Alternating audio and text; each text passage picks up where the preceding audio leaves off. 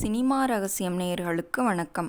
கவியரசு கண்ணதாசன் அவர்கள் தனது பேனாவால் காதலையும் பாசத்தையும் மட்டுமல்ல, ஆழமான பக்தியையும் வடித்தவர். அவர் நாத்திகராக இருந்து ஆத்திகராக மாறிய கதையை நாம் அறிவோம்.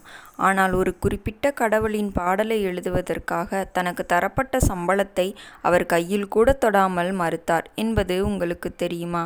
அதைத்தான் இந்த வீடியோவில் பார்க்க போகிறோம். வீடியோவை முழுமையாக பாருங்கள். கண்ணதாசன் அவர்கள் ஐயப்பன் மீது கொண்ட பக்தி என்பது மிகவும் ஆழமானது. ஒரு முறை ஐயப்பன் தொடர்பான ஒரு திரைப்படத்திற்கோ அல்லது ஒரு பக்தி இசை ஆல்பத்திற்கோ பாடல் எழுதும் வாய்ப்பு அவருக்கு வந்தது. அந்த பாடலின் வரிகள் ஒவ்வொன்றும் அவரது ஆன்மாவிலிருந்து வெளிப்பட்டன. பாடலை எழுதி முடித்து அது பதிவு செய்யப்பட்ட பிறகு தயாரிப்பாளர் ஒரு குறிப்பிட்ட தொகையை சம்பளமாக கவியரசரிடம் நீட்டினார்.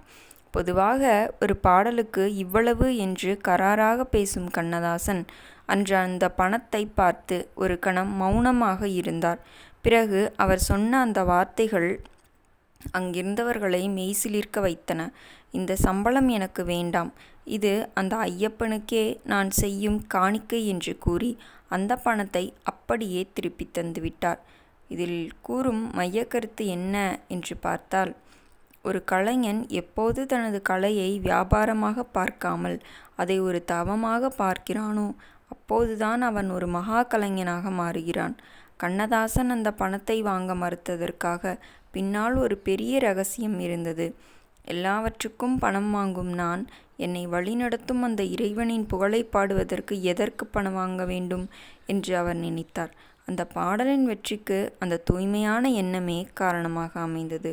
லோ வீரம் ஏக வீரம் போன்ற பாடல்கள் இன்றும் சபரிமலையில் ஒலிக்கும் போது அங்கே கண்ணதாசனின் அந்த பக்தியும் கலந்திருப்பதை நாம் உணர முடிகிறது. ஆம், நாம் ஒரு சாதாரண மனிதனாக இருந்து ஒரு மாபெரும் கவிஞனாக உயர்ந்த பிறகும் தனக்கு மேலே ஒரு சக்தி இருக்கிறது என்பதை இத்தனை நாள் மனதிலேயே வைத்து கொண்டிருக்கிறார்.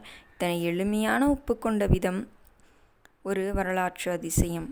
ஆம், கண்ணதாசன் எனும் கவியரசு ஐயப்பன் பாடலுக்காக சம்பளம் வாங்க மறுத்த அந்த சம்பவம் இன்றும் பல இளைய கலைஞர்களுக்கு ஒரு பாடமாக இருக்கிறது. கலையை நேசியுங்கள், அதுவே உங்களுக்கு தேவையான எல்லாவற்றையும் தரும் என்பதற்கு அவரே ஒரு சாட்சி. அந்த பாடல்கள் இன்றும் பக்தர்களின் இதயங்களில் ஐயப்பனின் அருள் பொழிந்து வருகின்றன. நேயர்களே, இந்த வீடியோ உங்களுக்கு பிடித்திருந்தால் மறக்காமல் இந்த வீடியோவிற்கு ஒரு லைக் செய்யுங்கள். அதேபோல் கண்ணதாசன் எழுதிய பக்தி பாடல்களில் உங்களுக்கு மிகவும் பிடித்தமான பாடல் எது என்பதையும் மறக்காமல் கீழே கமெண்ட் செய்யுங்கள். நமது சேனலில் போடக்கூடிய வீடியோக்கள் உங்களுக்கு பிடித்திருந்தால் மறக்காமல் நமது சினிமா ரகசியம் சேனலை சப்ஸ்கிரைப் செய்து கொள்ளுங்கள். உங்கள் ஆதரவுதான் எங்களின் பெரிய பலம்.